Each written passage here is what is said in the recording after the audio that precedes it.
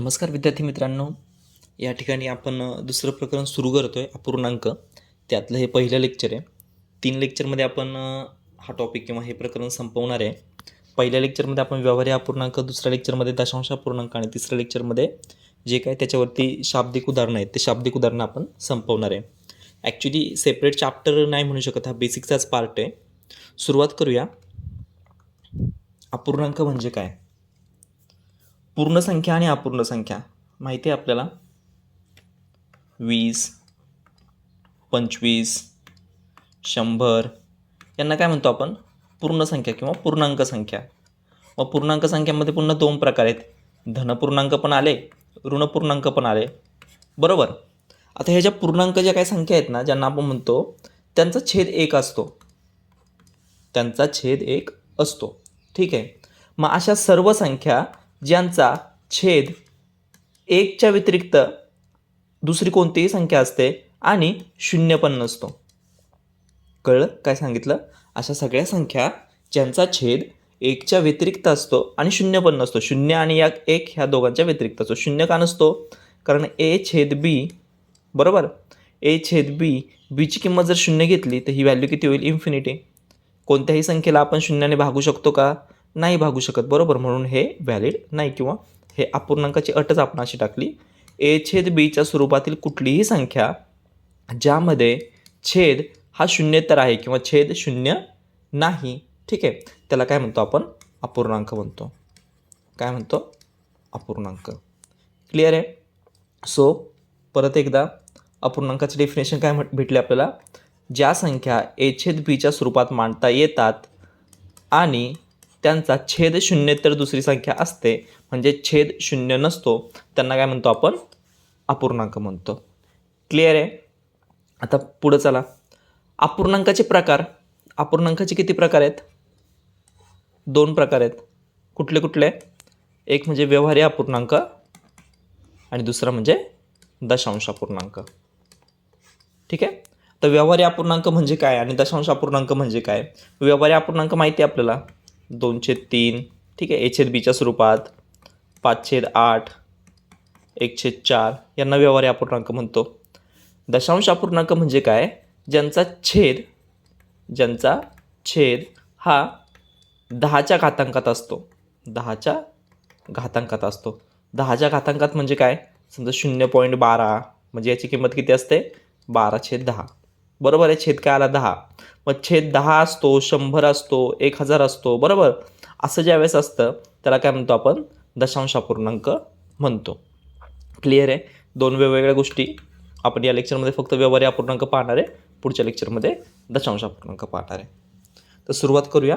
व्यवहार्य अपूर्णांक पाहिलं आपण. a/bच्या स्वरूपात जे काय आपल्याला मांडता येतं त्याला काय म्हणतो आपण? a/bच्या स्वरूपात ज्यांना मांडता येतं त्यांना काय म्हणतो?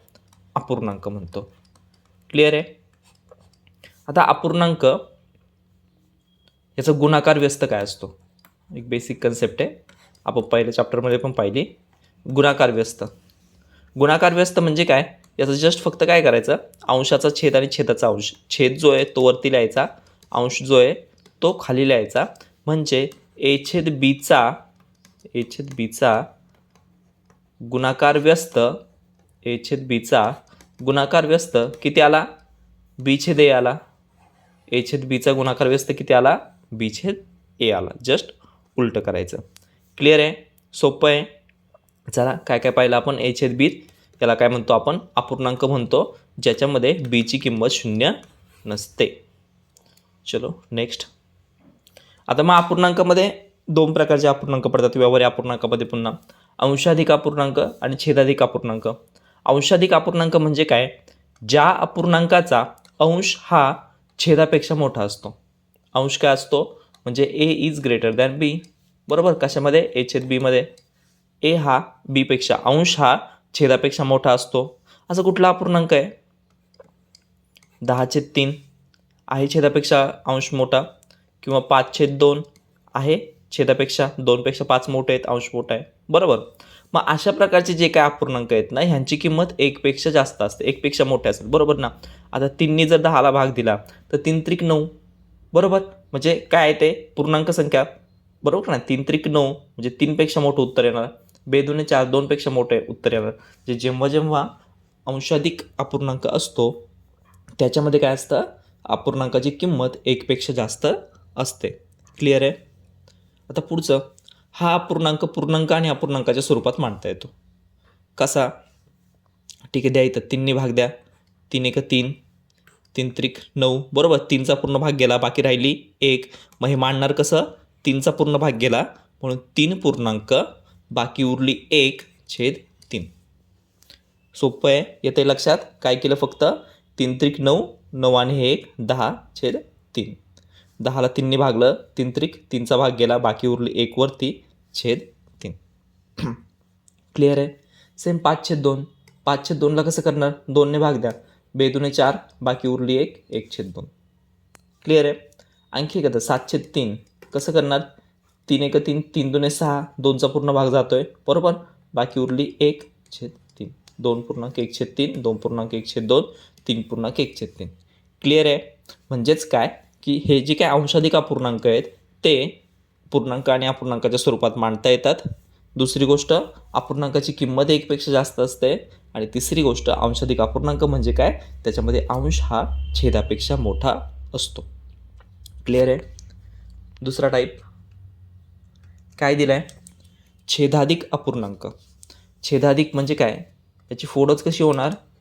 छेद अधिक, म्हणजे ज्याचा छेद अधिक आहे, ज्याचा छेद मोठा आहे, बरोबर. तिकडे काय होतं? अंशाधिक, म्हणजे ज्याचा अंश मोठा होता. क्लिअर आहे. ज्याचा अंश मोठा होता तो अंशाधिक, ज्याचा छेद मोठा आहे तो छेदाधिक. म्हणजेच काय आलं रे? A/B मध्ये B is greater than A. Clear आहे. A/B मध्ये B is greater than A. Simple आहे. ज्या अपूर्णांकाचा छेद हा अंशापेक्षा मोठा असतो आणि या अपूर्णांकाची किंमत 1पेक्षा कमी असते. मग कुठले कुठले असे? 2/5 अंश लहान आहे, 3/5, 1/4, बरोबर आहे. अजून 3/7. कोणते पण ज्याच्यामध्ये अंश काय आहे? लहान आहे. कशापेक्षा? छेदापेक्षा, बरोबर आहे. छेदापेक्षा अंश काय आहे? लहान आहे. आणि मग अंश जर लहान असला, याला जर तुम्ही भाग द्यायचा प्रयत्न केला तर 5 एक 5 पूर्ण भाग जातो का? नाही जात. पूर्ण भागापेक्षा पण कमी आहे, म्हणून यांची किंमत कायम काय असते? 1पेक्षा कमी असते. क्लिअर इथपर्यंत? काय काय पाहिलं आपण? A/Bच्या फॉर्मॅटमध्ये जे काही अपूर्णांक मांडता येतो, जी काही संख्या मांडता येते त्याला अपूर्णांक म्हणतो, ज्याच्यामध्ये बीची किंमत 0 नसायला पाहिजे. पहिली गोष्ट. दुसरी गोष्ट पाहिली, A जर Bपेक्षा मोठा असेल त्याला आपण अंशाधिक अपूर्णांक म्हणतो. B जर Aपेक्षा मोठा असेल त्याला आपण छेदाधिक अपूर्णांक म्हणतो. अंशाधिक अपूर्णांकामध्ये काय होतं? 1पेक्षा मोठी किंमत असते, इथं 1पेक्षा लहान किंमत असते, बरोबर. आणखी अंशाधिकमध्ये 1पेक्षा मोठी, छेदाधिकमध्ये 1पेक्षा लहान असते. याला आपण पूर्णांक अपूर्णांकाच्या स्वरूपात मांडू शकतो अंशाधिकला. छेदाधिकला आपण पूर्णांक अपूर्णांकाच्या स्वरूपात मांडू शकत नाही. पुढचा पॉईंट, व्यवहारी अपूर्णांकाची तुलना. तुलना म्हणजे काय की 2 अपूर्णांक घेतले आपण, लहान कोणता मोठा कोणता हे कसं ओळखायचं? ठीक आहे. आता छेद समान असताना ज्या अपूर्णांकाचा अंश मोठा तो अपूर्णांक मोठा. छेद समान असताना मांडा बरं. 2/5, 3/5, 1/5, 7/5. छेद समान आहे सगळ्यांचा, 5 5 5 5, बरोबर. आता छेद समान असताना ज्या अपूर्णांकाचा अंश मोठा तो अपूर्णांक मोठा, छेद समान आहे. मग करा, सगळ्यात मोठा कोणाचा आहे? अंश 7, तो अपूर्णांक काय झाला? मोठा. सगळ्यात कमी कोणाचा आहे? 1, हा अपूर्णांक काय झाला? सगळ्यात लहान झाला. क्लिअर आहे. पण हे कधी लॉजिक लावायचं? फक्त छेद समान असताना. सिंपल लॉजिक आहे ना. आता 5ने जर याला जर भाग दिला, बरोबर, तर किती येणार आहे? 0.4च्या आसपास येणार, बरोबर आहे. म्हणजे छेद सेम संख्येने भागायचं आहे. मग वरची संख्या जेवढी मोठी असेल, बरोबर काय, छेद सगळ्यांचा सेम आहे म्हणजे काय? सेम संख्येने भागताय तुम्ही.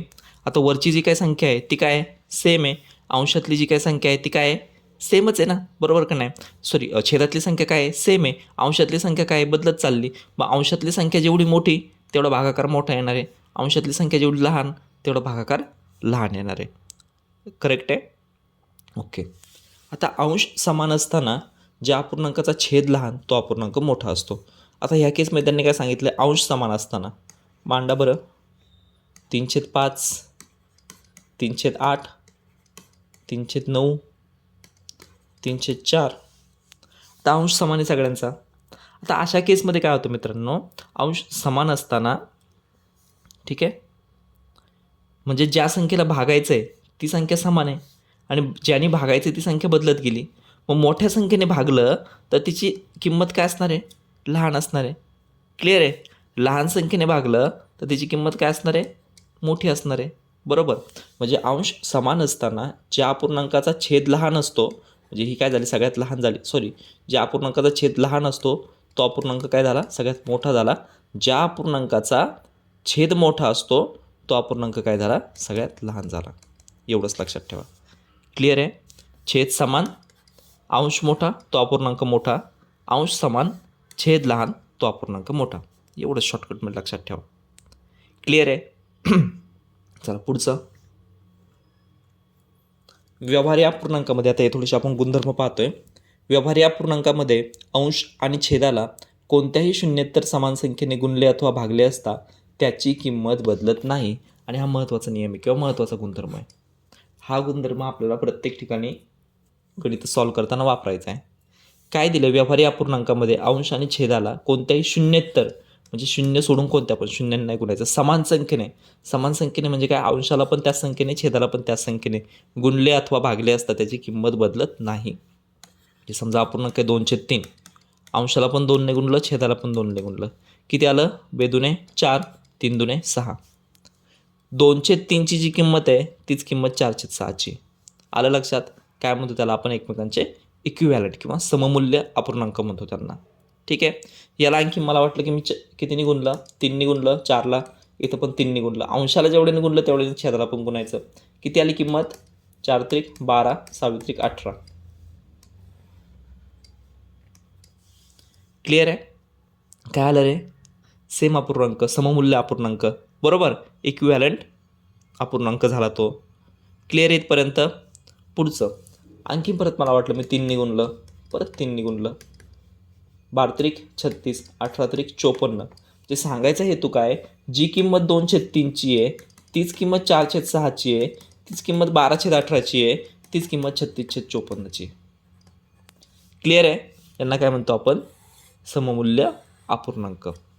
आणि हे कसं सांगितलं प्रॉपर्टी, की अंशाला आणि छेदाला कोणत्याही शून्येतर समान संख्येने गुणलं तर किंमत काय राहते, सेमच राहते. फक्त अंशाला ज्या संख्येने गुणलं त्या संख्येने छेदाला गुणलं पाहिजे. सेम तसंच भागाकाराचं पण आहे. कसं, 24/18 भागिले 2/2, अंशाला पण 2ने भागा, छेदाला पण 2ने भागा. काय आलं, 24/2 12, 18/2 9. क्लिअर आहे. सो 12 आणि 24, 18 आणि 9. ठीक आहे. म्हणजे जी किंमत 24/18ची आहे तीच किंमत 12/9ची आहे. याला परत तुम्ही 3ने भागा, अंशाला पण 3ने भागा, छेदाला पण 3ने भागा. किती आलं, 4/3. तीच किंमत 4/3ची आहे. म्हणजे 24/18 = 12/9 = 4/3. हे काय आहेत, सगळे सममूल्य अपूर्णांक. क्लिअर आहे. अडचण काही, म्हणजे सिंपलमध्ये काय लक्षात ठेवायचं, व्यवहारी अपूर्णांकामध्ये अंशाला कोणत्याही समान संख्येने गुणा, छेदाला पण समान संख्येने गुणा, किंमत सेम राहते. अंशाला कोणत्याही समान संख्येने भागा, छेदाला समान संख्येने भागा, किंमत सेम राहते. क्लिअर आहे. पुढचं पाहू. व्यवहारी अपूर्णांकाची बेरीज व वजाबाकी. व्यवहारी अपूर्णांकाची बेरीज व वजाबाकी काय दिले, व्यवहारी अपूर्णांकाची बेरीज किंवा वजाबाकी करत असताना प्रथमतः छेद समान करून घ्यावा. पहिली स्टेप काय करायची आपल्याला, छेद समान करायचा. छेद समान केल्यानंतर अंशाची बेरीज किंवा वजाबाकी करावी आणि समान केलेला छेद लिहावा. ठीक आहे. 2/3 अधिक 1/2 आहे का छेद समान, नाही आहे. मग छेद समान करणार आपण. बरोबर. कसा करायचा छेद समान करायला, दोघांचा लसावी आपण घेऊ शकतो. बरोबर. किंवा दोनच जर अपूर्णांक आले तर तिरकस गुणाकार करू शकतो. समजा तिरकस गुणाकार करायचा म्हणजे काय, 2ने इकडं गुणा, 3ने इकडं गुणा. 2ने इकडं गुणलं काय आलं, 2×2 छेद 3×2 अधिक 3ने इकडं गुणलं 1×3 छेद 2×3. बरोबर आहे. किती आलं इथं, 2×2 4, खाली 3×2 6. मागच्या स्लाईडमध्ये पाहिलं आपण काय, की अंशाला आणि छेदाला समान संख्येने गुणले असता किंमत बदलत नाही. इथं तेच केलं आपण, तेच अप्लाय केलं. 2ने गुणलं 2ने गुणलं, 3ने गुणलं 3ने गुणलं, बरोबर आहे. सो किती आली आपली किंमत 4/6 पहिल्याची, अधिक दुसऱ्या ह्याच्यात काय आली तर 3 1 3, 3 2 6, बरोबर आहे. म्हणजे किती आलं आता उत्तर इथं बरं, 4 आणि 3 7. छेद समान आहे ना. आता छेद समान असताना छेद समान केल्यानंतर अंशाची बेरीज किंवा वजाबाकी करावी. अंशाची काय आहे तर बेरीज आहे. 4 अधिक 3 छेद समान छेद लिहावा. काय छेद 6. म्हणजे किती आलं आपलं उत्तर 4 आणि 3 7, 7/6. आता 7/6ची फोड कशी करणार आपण? अंशाधिक अपूर्णांक आहे, बरोबर. मग याला आपण असं मांडू शकतो, 6 1 6, बाकी उरली 1/6, 1.1/6. क्लिअर आहे? काही अडचण? समजतंय? ओके, एकदम बेसिक आहे. फक्त बेसिक भरपूर जणांचं झालेलं असतं, भरपूर जणांना असं वाटलं की सर काय एकदम सिंपल सांगू राहिले. कारण की कोर्स जो काही परचेस करणार आहे विद्यार्थी, तो असा पण विद्यार्थी असणार आहे की ज्याला मॅथमध्ये काहीच येत नाही आहे, मॅथची त्याची शून्यापासूनची सुरुवात आहे. किंवा असा पण विद्यार्थी असणार का मॅथमध्ये त्याचं बेसिक सगळं क्लिअर झालेलं आहे, बेसिक सगळं येतं आहे, सर मला ॲडव्हान्सपर्यंत पोहोचायचं आहे. अशा दोन्ही विद्यार्थ्यांसाठी हा आपण कोर्स केलेला आहे, बरोबर. त्याच्यामुळे प्रत्येक गोष्ट एकदा रिवाईज होऊ द्या, नजरेखालून जाऊ द्या. यांना पण फायदा होणार आहे ज्यांना शून्यापासून सुरुवात करायची, यांना पण फायदा होणार आहे ज्यांना ॲडव्हान्सपर्यंत पोहोचायचं आहे. ठीक आहे, दोघांसाठी डिझाईन केलेला आहे आपण हा कोर्स. पुढचं, व्यवहारी अपूर्णांकाचा गुणाकार. तर व्यवहारी अपूर्णांकाचा गुणाकार कसा करतो आपण? सरळ गुणाकार करायचा आहे. व्यवहारी अपूर्णांकात काय असणार आहे? अंश असणार आहे आणि छेद असणार आहे. अंशाचा गुणाकार अंशासोबत करा, छेदाचा गुणाकार छेदासोबत करा, सरळ गुणाकार करा. For example 2/3 गुणुले 2/5. काय करा, पहिल्या अपूर्णांकातला अंश गुणुले अंश, 2 गुणले 2 करा. इथं छेदाचा गुणाकार 3 गुणले 5 करा. किती आलं? 4/15. क्लिअर आहे? व्यवहारी अपूर्णांकाचा गुणाकार करत असताना अंशाचा अंशासोबत, छेदाचा छेदासोबत. इथं 2 गुणले 2 केलं, 3 गुणले 5 केलं. अडचण आहे का काही? आता कधी काय होतं माहिती का? दुसरा एक अपूर्णांक पाहू आपण. 2/3 गुणुले 6/4. ठीक आहे. आता अशा केसमध्ये आहे ना, तुम्ही 2 गुणले 6 डायरेक्ट केलं, 3 गुणले 4 डायरेक्ट केलं, बरोबर. हे सोडून उत्तर किती आलं तुमचं? 12, 12/12, बरोबर. हे पुढे जाऊन कट होणार आहे. क्लिअर आहे? पण ह्या गोष्टींना आपण असं पण करू शकतो, ह्या स्टेपला पण 3 1 3, छेदातल्या संख्येने अंशातल्या संख्येला भाग देऊ शकतो, अंशातल्या संख्येने छेदातल्या संख्येला भाग देऊ शकतो, बरोबर. बे एक बे. क्लिअर आहे? फक्त ह्याचा फायदा कुठं होणार आहे? पुढे जे काय आपण गणित पाहणार आहे त्याच्यामध्ये कॅल्क्युलेशन शेवटच्या स्टेपला गेल्यानंतर तुम्हाला सांगितलेलं आहे की गुणाकारातच ठेवायचे, गुणाकार करत बसायचा नाही. अंश आणि छेदातून जेवढं काय कट होतं आहे तेवढं कट करून मग शेवटच्या स्टेपपर्यंत जायचं. तिथं ह्या गोष्टीचा काय होणार, आपल्याला फायदा होणार आहे. फक्त लक्षात काय ठेवायचं, अंशातल्या संख्येने छेदातल्या संख्येला भाग देऊ शकतो, छेदातल्या संख्येने अंशातल्या संख्येला आपण भाग देऊ शकतो. क्लिअर आहे? पण कुठं मध्ये जर गुणिले साईन असेल तर असं नाही करायचं. 2/3 अधिक 6/4. आणि सरांनी सांगितलं आहे अंशातल्या संख्येने छेदातल्या संख्येने, इथं चिन्ह काय आहे? अधिकचं आहे, बरोबर. इथं चिन्ह काय आहे? गुणुले म्हणजे काय असतं माहिती का? ही सगळी एकच टर्म असते. 2 अपूर्णांकाच्या मध्ये जर गुणुले चिन्ह असेल तर ही सगळी काय असते? एक टर्म असते, बरोबर आहे. ज्यावेळेस 2 अपूर्णांकाच्या मध्ये अधिकचं चिन्ह असेल त्यावेळेस डावीकडची टर्म एक वेगळी असते, उजवीकडची एक टर्म वेगळी असते, बरोबर. मग डावीकडच्या टर्ममध्ये तुम्ही ह्याच्यातून घेणार आणि याला भाग देणार, असं होणार आहे का? नाही होणार, बरोबर. एकच अपूर्णांक आहे. 2/3 गुणले 6/4 हे म्हणजे काय आहे? एकच अपूर्णांक आहे किंवा एकच टर्म आहे, बरोबर आहे. ठीक आहे. म्हणजे मध्ये जर गुणाकाराचं चिन्ह असेल तर अंशातल्या संख्येने छेदात, छेदातल्या संख्येने अंशात आपण भाग देऊ शकतो. पुढचं, व्यवहारी अपूर्णांकाचा भागाकार. व्यवहारी अपूर्णांकाचा भागाकार करत असताना प्रथमतः भागाकाराचे गुणाकारात रूपांतर करून घ्यावे. भागाकाराचं गुणाकारात रूपांतर करायचं म्हणजे काय करायचं? म्हणजेच पहिल्या अपूर्णांकाला दुसऱ्या अपूर्णांकाच्या गुणाकार व्यस्ताने गुणावे. गुणाकार व्यस्त म्हणजे काय पाहिलं आपण? a/bचा गुणाकार व्यस्त काय असतोय? b/a, म्हणजे त्याच्या उलटा. क्लिअर आहे? मग कसं मांडणार हे आपण आता? 2/3 भागिले 1/2 असं विचारलं आहे तुम्हाला, बरोबर.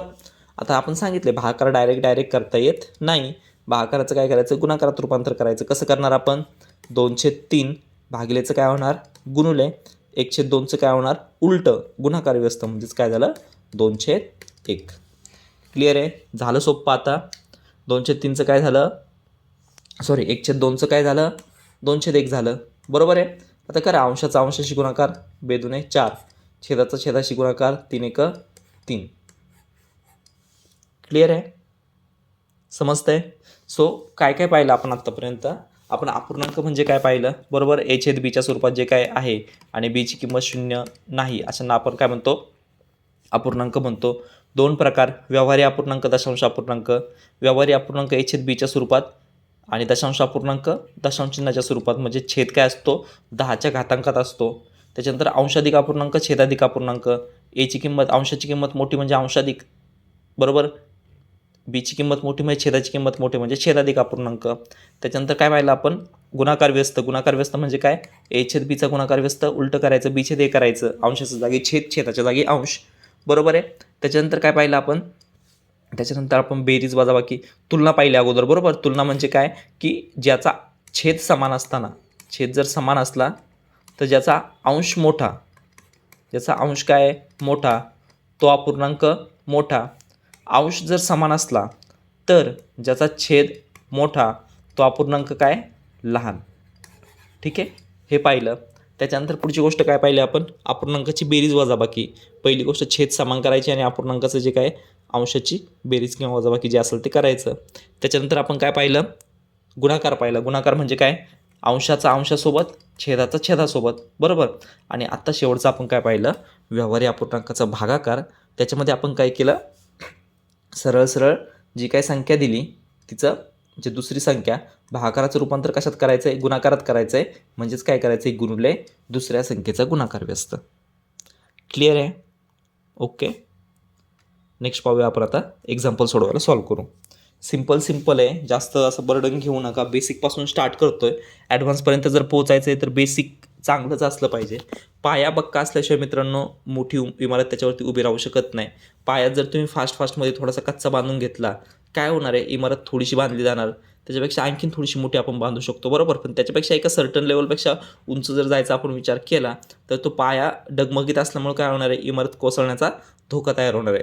त्याच्यामुळे इमारतीचा पायाच एवढा पक्का करून घ्या ना का इमारत कितीही मोठी बांधली तरी तिला भविष्यात काय आणखी कितीही दिवसांनी काय धोका तयार नाही झाला पाहिजे. याच्यामुळे आधी काय आपला पाया पक्का असणं गरजेची गोष्ट आहे. त्याच्यामुळे कुठलीही गोष्ट अशी स्किप करू नका. आणि एक गोष्ट पुन्हा एकदा मी इंट्रोडक्शनच्या लेक्चरमध्ये पण सांगितलं आहे आणि आता इथं पण सांगतो की एखाद्याला वाटत असेल की सर माझा आता 10 दिवसांवरती पेपर आला आहे त्या पेपरसाठी मला ह्या टॉपिकची रिव्हिजन मारायची. एखाद्याला वाटत असेल सर माझा 20 दिवसांवरती आला आहे 1 महिन्यावरती माझा पेपर आला आहे बरोबर. मित्रांनो तुम्ही त्या टॉपिकला कवर करून घ्या. जे जे तुमचे पेपर आहेत ज्या ज्या गोष्टींची कन्सेप्ट तुमची क्लिअर नाही जे जे टॉपिक तुम्हाला अवघड वाटतं आहे ते टॉपिक तुम्ही नक्की कवर करून घ्या. ते व्हिडिओ आधी संपवा. पण तरीसुद्धा पूर्ण कोर्स एकदा तरी एक वेळा तरी एक वेळा तरी काय करा स्टार्टपासून एंडपर्यंत पूर्ण पहा. कारण कोर्स बनवतानाच आपण असं बनवलं आहे की सुरुवात एकदम बेसिकपासून होणार आहे आणि जाऊन तुम्ही ॲडव्हान्सला जाऊन संपणार आहे. पण ज्यावेळेस तुम्ही ते त्या सिंकमध्ये पाहताल ना त्यावेळेस तुम्हाला ते एक फ्लो पण जनरेट होईल आणि त्या असाइनमेंट पण आपल्या तशाच असणार आहे का जेणेकरून प्रश्नांचं स्वरूपसुद्धा आपण असं तसंच टाकलं आहे की थोडीशी डेप्थ वाढत किंवा थोडंसं डिफिकल्टी वाढत थोडीशी कन्सेप्ट आणखीन सॉल्व्ह होत त्याच्यामुळे ह्या गोष्टींचा तुम्हाला एक सायकोलॉजिकल इफेक्ट पण त्याच्या मागे आहे. त्याच्यामुळे निश्चितपणे फायदा होणार आहे. सो तुम्हाला जे घाई असेल एक्झाम असतील समोर तर दॅट्स बेटर की तुम्ही ते टॉपिक संपवले पाहिजेत. परंतु त्याच्यानंतरसुद्धा एक वेळा तरी कारण आपण फ्यू टाईम जास्त ठेवलेला आहे बरोबर कितीतरी आर्समध्ये ठेवला आहे त्याच्यामुळं तुम्ही जास्तीत जास्त वेळा पुन्हा पण पाहू शकता. सो एकदा तरी हा कोर्स पूर्ण स्टार्टपासून एंडपर्यंत पूर्ण संपवा. प्लस त्याचे जेव्हा जेव्हा लेक्चर संपते तेव्हा ज्या काय असाइनमेंट असतील त्या आपण कंप्लीट करा जेणेकरून तुम्ही बेसिकपासून ॲडव्हान्सपर्यंत पोहोचणार आहे. तर आपण पायाविषयी बोलत होतो. सो हे गणित जरी बेसिकचे वाटत असले तरी पण समजून घ्या. ठीक आहे. काय करायचं आहे अपूर्णांक व्यवहारी अपूर्णांकाची बेरीज दिली बरोबर. छेद समान आहे का छेद ऑलरेडी समान आहे. अंशाची काय बेरीज वजाबाकी जे काय असेल ते करून घ्या. 2 + 3 + 4 छेद समान आहे छेद मांडून घ्या 5. किती आलं 2 आणि 3 5 5 आणि 4 9 9/5. अंशाधिक अपूर्णांक आहे फोड होऊ शकते करा. 5ने भाग दिला 5 1 5 बाकी उरली 4/5. किती आलं उत्तर 1.4/5. अवघड आहे का काही? छेद ऑलरेडी त्यांनी देतानाच आपल्याला समान दिला आहे, त्याच्यामुळे एवढी अडचण नाही आली. पुढचं गणित पाहू आपण. याच्यामध्ये पण छेद समान आहे. 2/4 अधिक 3/4 वजा 1/4. छेद समान आहे, छेद मांडून घ्या 4. अंशाची बेरीज वजाबाकी जे काय ते करा. अंश काय तर 2 अधिक 3 वजा 1. क्लिअर आहे? अंशाची बेरीज करा. इथं काय आहे? 2 अधिक 3 वजा चिन्ह आलं म्हणून इथं वजा. 2 आणि 3 5. 5मधून 1 गेला 4. 4/4 4 1 4. किती आलं? 1. क्लिअर आहे? अवघड आहे का काही? ओके. Next example. आता याच्यामध्ये काय करू आपण? छेद वेगवेगळं घेऊ. 2/3 अधिक 5/7. छेद समान आहे का? नाही आहे. याचा छेद 3 आहे, याचा छेद 7 आहे. मग अगोदर काय करावं लागणार आपल्याला? छेद समान करून घ्यावं लागणार. छेद का समान करणार? करा, 2च अपूर्णांक आहेत, तिरकस गुणाकार करा. ठीक आहे. 7ने इकडं गुणलं, 2 गुणले 7, अंशाला पण गुणलं, छेदाला पण गुणलं, 3 गुणले 7 अधिक 3ने इकडं गुणलं, 5 गुणले 3 छेद 7 गुणले 3. बरोबर आहे? किती आलं इथं? 14/21 अधिक इकडं 15/21. क्लिअर आहे? झाला छेद समान. आता करा. छेद समान असताना छेद मांडून घ्या 21. अंशाची काय बेरीज असेल वजाबाकी असेल ते करून घ्या. इथं काय बेरीज आहे? 14 आणि 15 29. 29/21. आता 29/21ची फोड होऊ शकते का? होऊ शकते. कशी? 21 1 21, बाकी उरली 8, खाली आले 21. किती आलं उत्तर? 1.8/21. क्लिअर आहे? काय अडचण? छेद समान नसताना काय केलं आपण? तिरकस गुणाकार करून छेद समान करून घेतला. क्लिअर आहे? Next example. आता 3 संख्या आल्या, बरोबर. आता 3 संख्या आल्यानंतर छेद समान आहे का इथं? नाही. जास्त आल्या, 3 आल्या किंवा 2पेक्षा जास्त, 2मध्ये आपण तिरकस गुणाकार करतो, बरोबर. काय करा? छेदाचा लसावी काढा. आता लसावी प्रकरण आपल्याला अजून शिकायचं आहे, बरोबर. मग छेदाचा लसावी सर कसा काढणार? सरळ सरळ काय करा? इथं बघा, 3 6 एकमेकांच्या पटीत आहे. 3 2 6, बरोबर. सो 3चा विषय संपला. 6 आणि 7 यांच्यात तिरकस गुणाकार करा, किंवा 6 आणि 7मध्ये अशी संख्या सांगा की जिचा दोघांनी पण भाग जातो. 42. म्हणजे सगळ्यांचा छेद काय करायचा आपल्याला? 42 करायचा आहे, बरोबर आहे. आता 42 छेद करायला इथं कितीने गुणावं लागणार? गुणले 6, बरोबर आहे. 6 7 42. इथं कितीने गुणावं लागणार? 7ने. 7 7 42. इथं कितीने गुणावं लागणार? 14ने. 14 त्रिक 42. स्टेप बाय स्टेप समजून घ्या. इथं मांडू आपण खाली. इथं पहिल्या अपूर्णांकामध्ये छेदाला 6ने गुणलं, म्हणजे अंशाला पण कितीने गुणणार आपण? 6ने गुणणार. अधिक दुसऱ्या अपूर्णांकामध्ये छेदाला 7ने गुणलं, म्हणजे अंशाला पण 7ने गुणणार, छेदाला पण 7ने गुणणार. अधिक तिसऱ्या अपूर्णांकामध्ये छेदाला 14ने गुणलं आहे, म्हणजे अंशाला पण आपण 14ने गुणणार, छेदाला पण आपण 14ने गुणणार. काय ते सांगा बरं. 3 सक 18 अधिक 7 5 35 अधिक 14 1 14 छेद सगळ्यांचा छेद काय झाला? आता इथं पण 42 झाला, इथं पण 42 झाला, इथं पण 42 झाला. सो मी डायरेक्ट लिहितो 42. सोपं आहे. ओके. करा. किती येते बेरीज? 18 आणि 35 53, 53 आणि 14 67, 67/42. क्लिअर आहे? किती आलं उत्तर? 67/42. आता ऑप्शनमध्ये पाहायचं कसं असणार आहे. जर व्यवहार्य म्हणजे अपूर्णांकाच्या स्वरूपात जर असेल तर परत भाग द्या 67ला 42ने. का? कारण की अंशाधिक अपूर्णांक हे 67 मोठे आहेत 42पेक्षा, बरोबर. आणि जर तसं ऑप्शनमध्ये उत्तर डायरेक्ट अपूर्णांकाच्या स्वरूपात असलं तर जे आन्सर आलं आपलं ते फायनल आन्सर. क्लिअर आहे? Next question. ओके. आता थोडासा चेंज झाला आहे पूर्णांक आणि अपूर्णांकाच्या स्वरूपात. आता हे गणित आपण 2 प्रकारे सोडवतो. ट्रिक सांगण्याच्या अगोदर रेग्युलर वेने जाऊ आपण. ह्याची फोड अपूर्णांकात करा. कसं करणार आपण? 3.1/2 म्हणजेच काय? 3 दुने 6, 3 दुने 6, 6 आणि 1 7/2. कशी फोड केली कळलं? 3.1/2 कसे मांडले आपण? 3 दुने 3 गुणले 2 अधिक बाकीचा 1/2. म्हणजे 3 दुने 6, 6 आणि 1 7, 7/2. क्लिअर आहे? काय अडचण? समजते काय सांगितलं आहे? ओके. 3×2 6 आणि 1 7 7/2 अधिक 5/6. क्लिअर आहे. आता काय करा, छेद समान आहे का? नाही आहे. मग छेद समान करा. तिरकस गुणाकार करू शकता किंवा तुमच्या लक्षात येईल तर 2च्या पटीत 6 आहेत, बरोबर का नाही? 6ला काय करायची गरज नाही. इकडं जर आपण 3ने गुणलं तर उत्तर किती भेटणार आहे? बेत्रिक 6 भेटणार आहे. मग छेदाला 3ने गुणलं म्हटलं अंशाला पण काय करावं लागणार? 3ने गुणणार. कसं करणार?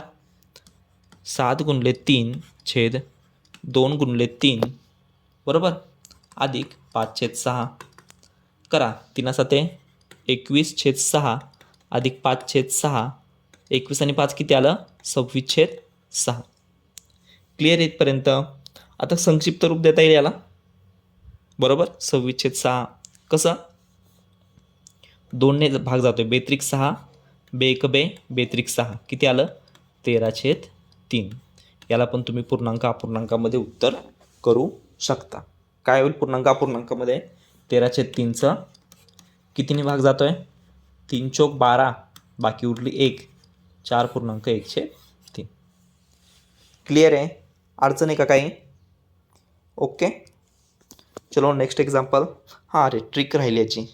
ट्रिक वगैरे असं म्हणजे जास्त हे नाही, फक्त सिम्पल म्हणून सांगतो. आता हे आकडे कसे आहेत? छोटे आहेत, बरोबर. हे आकडे कसे आहेत? छोटे आहेत. जर ज्यावेळेस आपल्याला असे मोठे आकडे येतात ना, फॉर एक्झाम्पल सांगतो तुम्हाला, 99.3/7 अधिक 88.1/2 बरोबर. आता इथं जर तुम्ही असं करत बसले, याला जर अपूर्णांकामध्ये जर कन्वर्ट करत बसले, अपूर्णांकामध्ये कन्वर्ट कसं करणार? इथं 99×7 अधिक 3/7 अधिक इथं 88×2 अधिक 1/2 बरोबर. असं जर करत बसले तर काय होणार? खूप लेंदी वे होणार आहे, बरोबर का नाही? खूप काय होणार आहे? कॅल्क्युलेशन्स लांब जाणार आहे, वेळ पण लागणार आहे. म्हणून आपण ट्रिक काढली किंवा आपण शॉर्टकट मारला आहे. कसा? की बाबा ज्या पूर्णांक संख्या आहेत ना त्या आपण बाहेर घेऊन येऊ. ठीक आहे. हेच एक्झाम्पल सोडू आपण. ट्रिक म्हणून हे एक्झाम्पल सोडू. 99 आणि 88 पूर्णांक संख्या काय करा? बाहेर घेऊन या. 99 अधिक 88 तुम्ही बाहेर घेऊन आले, बरोबर आहे. आतमध्ये राहिलं काय रे? 3/7 अधिक 1/2 अपूर्णांक. पूर्णांकाची वेगळी बेरीज करा, अपूर्णांकाची वेगळी बेरीज करा. ठीक आहे. किती आलं? 99 आणि 88. 8 आणि 9 17, 7 हातचा आला 1, 8 9 17 आणि 1 18, 187 पूर्णांक, बरोबर. अपूर्णांकामध्ये काय झालं? तिरकस गुणाकार करा. 3×2 6 अधिक 7×1 7 छेद 7×2 14. क्लिअर आहे. किती आलं उत्तर? 187.6 आणि 7 13/14. आता हे पण 13पेक्षा मोठी संख्या जर आली असती तर काय झालं असतं? याचा परत पूर्णांक अपूर्णांकामध्ये कन्वर्ट झाला असतं आणि जो काय पूर्णांक आला तो आपण इकडे ॲड केला असता. पुढं येईल एखादा टाईप, त्याच्यामध्ये आपण ते पाहू. पण कळलं, हे कॅल्क्युलेशन करून अपूर्णांकात रूपांतर करून बेरीज लेंदी वेमध्ये जाण्यापेक्षा आपण एकदम सिम्पल वेमध्ये केलं आहे. हे राईट ऑर रॉंग? काय केलं? एकदम सिम्पल वेमध्ये केलं आहे. पूर्णांक साईडला काढून घेतले, अपूर्णांक साईडला काढून घेतले. अपूर्णांकाचा जो काही तिरकस गुणाकार बेरीज वजाबाकी करायची ती केली. इकडे पूर्णांकाची पण बेरीज वजाबाकी करायची ती केली. क्लिअर आहे. हीच ट्रिक होती. मग आता आपल्या एक्झाम्पलमध्ये पण काय होणार आहे? आता हे छोटंसं आहे, सोपं आहे. इथं पूर्णांक किती आहेत? 3 आहेत. इथं पूर्णांक आहेत का? नाही. सो 3 बाहेर काढून घ्या. राहिलं किती? 1/2 अधिक 5/6 करा. याला गुणले 3, बरोबर आहे. अंशाला आणि छेदाला 3 पूर्णांक बाहेर तसेच राहिले. इथं किती आलं? 3ने गुणलं म्हणजे 3 अधिक इकडं 5 छेद इथं किती आपलं 6. 3 पूर्णांक तसेच बाहेर राहिले. 8/6 8/6 म्हणजेच काय? 2ने भाग जातोय. 4/3. आता 4/3ची परत फोड होऊ शकते का? 3 पूर्णांक तसेच बाहेर आहेत. 4/3ची फोड होऊ शकते. 3×1 3 बाकी राहिले 1 1/3. आता हा 1 काय करणार? आपण बाहेर ॲड करणार. 3 आणि 1 किती झाले? 4 4.1/3. आलं सेम आन्सर. क्लिअर आहे. सो सांगायचं हेतू फक्त एवढा की हे आकडे छोटे, ज्यावेळेस आकडे मोठे होणार ना त्यावेळेस आपल्याला काय करणं गरजेचं आहे? पूर्णांक सेपरेट काढायचे, अपूर्णांक सेपरेट काढायचे आणि त्यांची जी काय बेरीज वजाबाकी असेल ती करणं गरजेचं आहे. क्लिअर आहे. Next example. ओके. आता याच्यामध्ये आपण ती ट्रिक वापरू. आता इथं काय लय मोठे आकडे इथं पण नाही आहेत. एकच पूर्णांक आला आहे. इथं पूर्णांक किती आहे? 1. इथं पूर्णांक काय आहे का? नाही. इथं पूर्णांक किती आहे? 1. सो करा 1 - 1 पूर्णांक पूर्णांक बाहेर काढून घेतले. ठीक आहे. आता अपूर्णांकाचं काय करायचं ते करा. 19/40 अधिक 3/8 वजा 17/20 बरोबर आहे. आता काय करा पुढच्या स्टेपला. 1 वजा 1 पूर्णांक काय झाला, संपून गेला. शून्य म्हणजे काय, किंमत नाही, पूर्णांक हा सोडून द्या, राहिला फक्त अपूर्णांक. आता 40, 8 आणि 20 बरोबर आहे. 8 पंचे 40 आहे, 20 दुने 40 आहे बरोबर का नाही. मोठी संख्या चेक करा. 8 पंचे 40, 20 दुने 40, हे सगळ्यांचा छेद आपण 40 करू शकतो.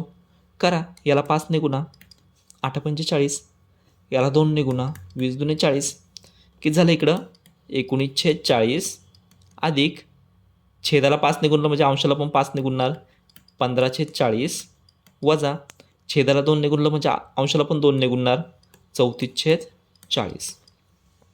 क्लिअर आहे. काय अडचण. करा. किती येतं उत्तर पहा. किती येतं उत्तर. छेद काय सगळ्यांचा सेम आहे. अंशाची बेरीज वजा करा. 19 अधिक 15 वजा 34 छेद 40. आता हे याचा संबंध संपला बरं का. ह्या पूर्णांक संख्येचा संबंध संपला. किती आलं 34 वजा 34 छेद 40 म्हणजेच किती 0/40 म्हणजेच अपूर्णांकाची किंमत किती आली 0. क्लिअर आहे. काही अडचण. फक्त लक्षात काय ठेवायचं आहे की पूर्णांक पूर्णांक साईडला काढून घ्यायचे, अपूर्णांक साईडला काढून घ्यायचे. ओके. Next example. मला वाटतं बेरीज वजा की बऱ्यापैकी आता कवर झालं आहे आपलं. आपण थोडंसं आता गुणाकार भागाकाराकडे जाऊ. Next example. ओके.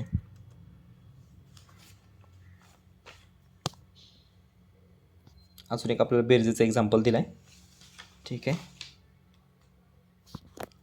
काय दिलं आहे 3.2.5 बरोबर. 3.5/6, 2.1/2, 5.2/3. क्लिअर आहे. पूर्णांक पूर्णांक साईडला काढून घ्या. 3 अधिक 2 अधिक 5 पूर्णांक साईडला काढून घेतले. अपूर्णांक साईडला काढून घ्या. 5/6 अधिक 1/2 अधिक 2/3. क्लिअर आहे. आता काय करायचं, पूर्णांकाची बेरीज करा. 3 आणि 2 5, 5 आणि 5 10, 10 पूर्णांक. 5/6 इथं 1/2, 2/3 बरोबर आहे. 2च्या किती पटीत 6 आहेत, बेत्रिक 6, याला 3 ने गुणा. 3च्या किती पटीत 6 आहेत, 3 दुने 6, याला 2 ने गुणा. 5/6 अधिक इथं छेदाला 3 ने गुणलं म्हणजे अंशाला पण 3 ने गुणणार बरोबर, म्हणजे 3/6 अधिक इथं छेदाला 2 ने गुणलं म्हणजे अंशाला पण 2 ने गुणणार, म्हणजे बेदुने 4/6. क्लिअर आहे. काय आलं 10 पूर्णांक तसेच राहिले. इकडं काय आलं तुमचं, अंशाची बेरीज करा. 5 अधिक 3 अधिक 4 छेद 6 बरोबर. 10 पूर्णांक तसेच. इकडे किती राहिलं 12/6.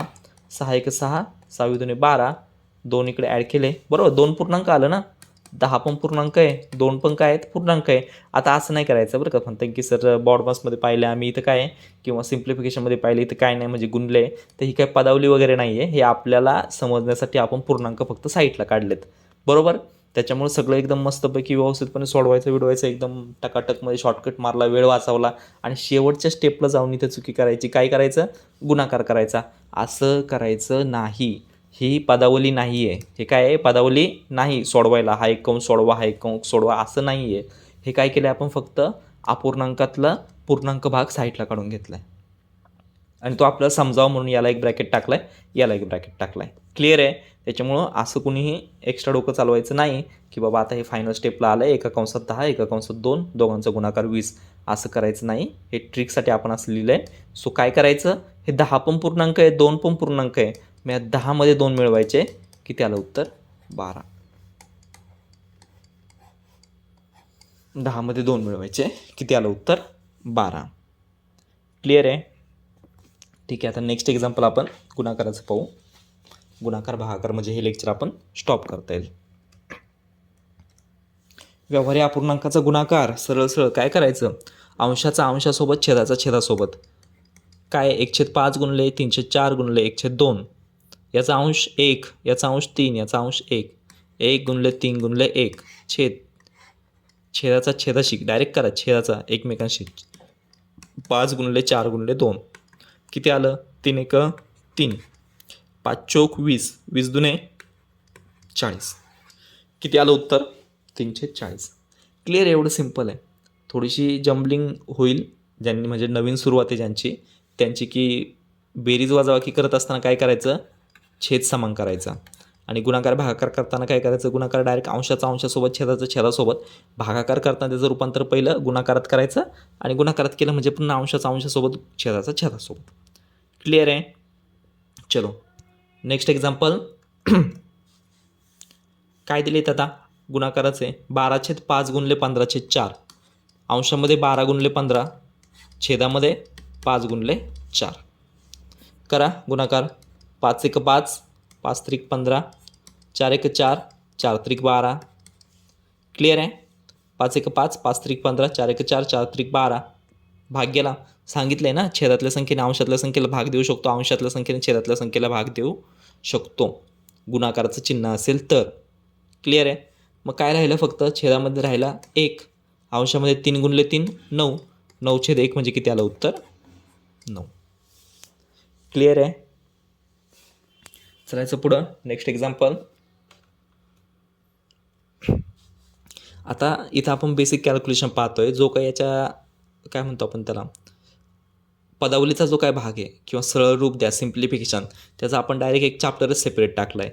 त्याच्यामुळे एकदम बेसिक टाईपचे गणित आपलं इथं घेतले गेलेले आहे. जे काही पुढे ॲडव्हान्स असेल किंवा जे काही याच्यातलं पण सिम्प्लिफिकेशनचे गणित असतील ते कुठं पाहणार आहे आपण, सिम्प्लिफिकेशन ह्या चॅप्टरमध्ये सेपरेट पाहणार आहे. टोटल 6 लेक्चर टाकलेत आपण सिम्प्लिफिकेशनमध्ये, त्याच्यामुळे तिथं त्या गोष्टी कंप्लीट होतील. पुढे ते लेक्चर येणारच आहे. आता आपण फक्त हे बेसिक टाईप 12/7 गुणुले 21/8 गुणुले 16/11, अंशाचा अंशासोबत गुणाकार, छेदाचा छेदासोबत गुणाकार. पण पहा कट होतं आहे का काय, 8 × 8, 8 × 2 = 16 बरोबर. छेदातल्या संख्येने अंशातल्या संख्येला भाग देऊ शकतो. 7 × 7, 7 × 21. किती राहिलं, छेदामध्ये काय राहिलं फक्त 11 × 1 × 1 11, अंशामध्ये काय राहिलं 12 × 36, 36 × 2 = 72. क्लिअर आहे. किती आलं 72/11. सोपं आहे मित्रांनो, काहीच अवघड नाही आहे. स्टेप बाय स्टेप फक्त लक्ष द्या. चलो नेक्स्ट. भागाकाराचं झालं आहे 10/3 भागिले 5/3. आता काय सांगितलं आहे, भागाकाराचं रूपांतर कशात करायचं, पहिलं गुणाकारामध्ये करून घ्यायचं. भागाकाराचं रूपांतर गुणाकारात म्हणजेच काय करायचं, भागिले इथं गुणिले केलं, एवढ्यावर थांबायचं आहे का, भागिलेचं चिन्ह गुणिले केलं म्हणजे काहीतरी बदल पुढं पण करायचं आहे. काय करायचं आहे, दुसऱ्या अपूर्णांकाचा गुणाकार व्यस्त घ्यायचा आहे. काय घ्यायचा, दुसऱ्या अपूर्णांकाचा गुणाकार व्यस्त. गुणाकार व्यस्त म्हणजे काय, उलट करा. 5/3 काय होणार 3/5. कट होतं का काय, आता गुणाकारात झालं. गुणाकार म्हणजे काय, अंशाचा अंशासोबत गुणाकार, छेदाचा छेदासोबत गुणाकार. कट होतं का काय, छेदात पण 3 आहे, अंशात पण 3 आहे. 3 × 3, 3 × 3. ह्या 5ने पण भाग जाईल. 5 × 5, 5 × 2 = 10. किती आलं 2.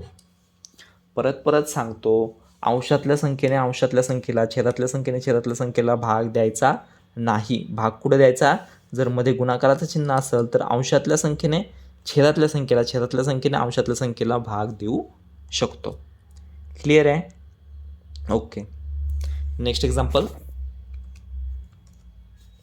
110/15 भागिले 22/5. कसं करणार, 110/15 भागाकाराचं रूपांतर गुणाकारात करा. 22/5चं काय होणार 5/22 गुणाकार व्यस्त. कितीने भाग जातोय पहा, कट होतोय का काही. 5 × 5, 5 × 15. अजून 11ने भाग जातोय. 11 × 2 = 22.